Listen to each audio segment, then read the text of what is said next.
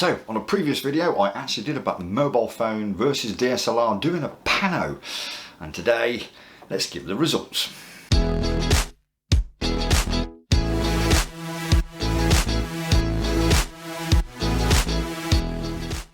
Greetings all, and welcome back to another one. This is the conclusion, the chat and the gumph of the stuff that we didn't talk about in the last video, which by the way, if you haven't seen, there is the link in the description or above for you to check that one out before we talk about the conclusion.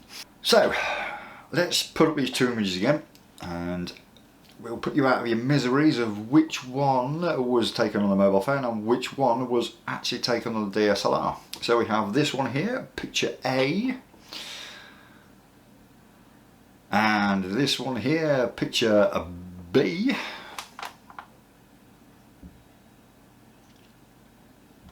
So, which one was which? But just before we get into that one, let's just all give a bit of a thanks to those who actually did comment and say which one was which, and also a thank you to those who didn't comment but actually messaged me via Messenger and to say which one was which. What's the point in saying leave a message in the comment if you're going to message me on Facebook? Come on! Anyway, but thank you very much anyway, much appreciated. Image A, if I was to say to you was taken on a mobile phone, you'd probably be jumping for joy because you were thinking that you'd got it right. And you're wrong. That's right, A was taken on a DSLR and B was taken on the mobile phone.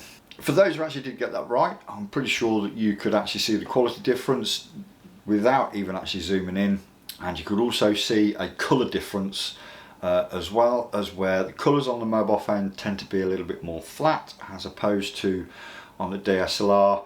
On mirrorless, not something, they do tend to be a bit more vibrant, a bit more sharp actually in the colour.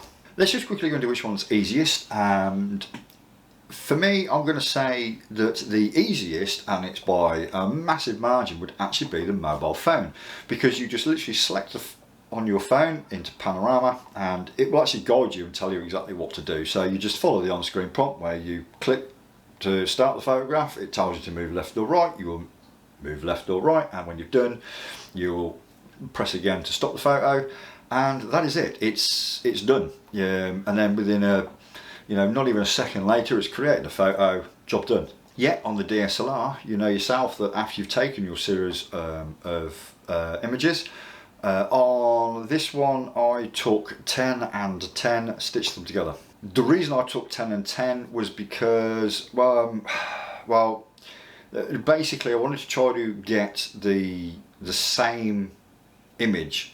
And so the only way that I knew that I could actually get this done would be that after I'd taken the mobile phone was to take more than I actually needed on the DSLR, and then I could crop it so it was going to be about the same. I actually didn't do too bad actually, because it was literally only a slight crop that around that was made, though I didn't go far enough over to the right to actually catch the sun in, which is a bit of a shame. But yeah, I've sort of cropped it a little bit. If anything, has probably helped the mobile phone out, because you know that when you crop, you are going to lose that little bit of quality, but it doesn't matter. Well, when you zoom in anyway, but that's fine, because yes, for me the DSLR was quality-wise is way better. So mobile phones use a lot of trickery and a lot of software enhancements and everything to make the images look good, but from a distance. The moment you start zooming in to the images, this is where you start seeing a lot of quality loss, real pixelation and smudges and all this sort of business. But the thing is, they were never designed for that. They were designed for taking a quick snap and throwing it on Facebook or Instagram. Your DSLR, you've got better control, and that goes exactly the same when you're doing a pano. I could choose how many shots I wanted to take. On the mobile phone, you don't choose anything. It's just going to do it, and when you push stop, it will just stitch whatever it's done together. You've got no control. So I could have done 10, come back down, done another 10, come back down, done another 10, come back down, done another 10. On the mobile phone, I literally just got to go across, and that is it.